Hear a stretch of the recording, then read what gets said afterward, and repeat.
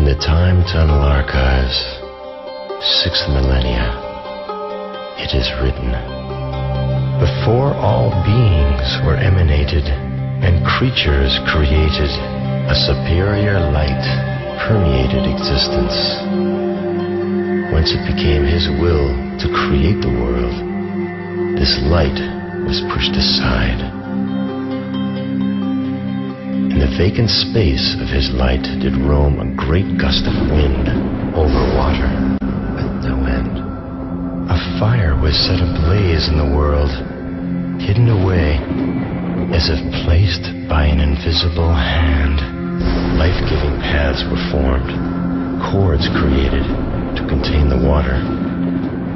The keys of 50 gates were molded. The creatures were destined to meet their maker. Opposite them, concealing in order to reveal, evil was created. In time, his name became known amongst men as Chivia. He waited until the arrival of the 6,000th year, while the kingdom of the ancient progeny flourished.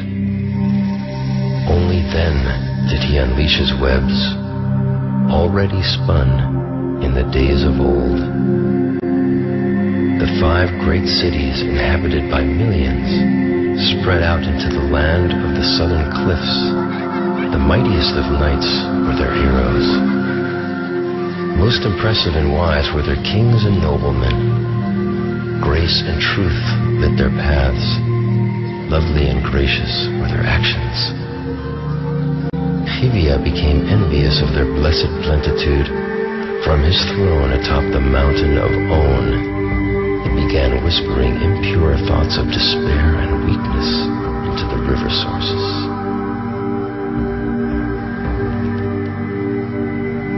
The rivers carried these thoughts into the homes of the city dwellers, that drank from their waters and became contaminated by them. Spirits raged, minds withered, hearts filled with uncertainty.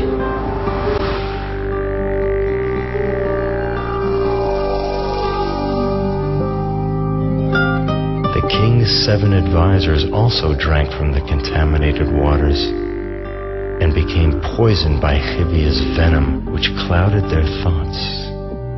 They weakened the king's spirit by informing him of evil rumors spread about civil wars which they alone had caused by their internal disputes.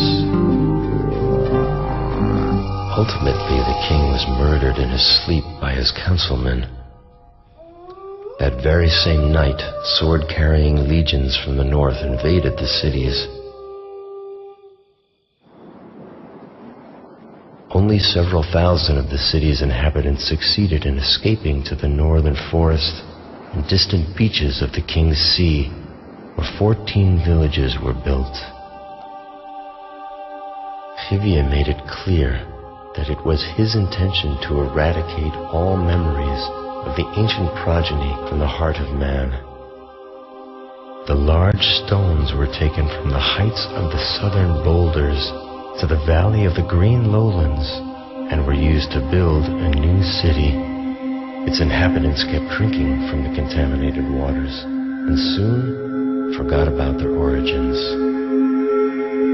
Each of the king's advisors made a pact with Chivia, eternal life as an emperor at the high price of remaining barren. Each of the emperors controlled a level of the towered city. Ruler of all levels, the master of On.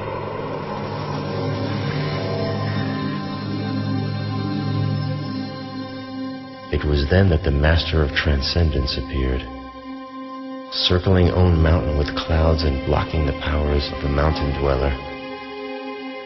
Chivia was forced to hide in the depths, but yet his whispers did not cease. More and more people took sides with the master of transcendence. A legend walked the earth. One will arrive unique and like no other, destined to cure the world of fear and cleanse it from terror.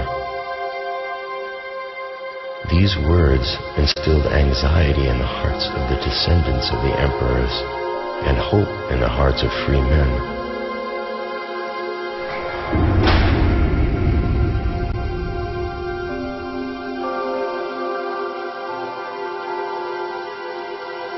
Spoken by them both, ever so softly and with conviction, were the words, "Legend of the Wings."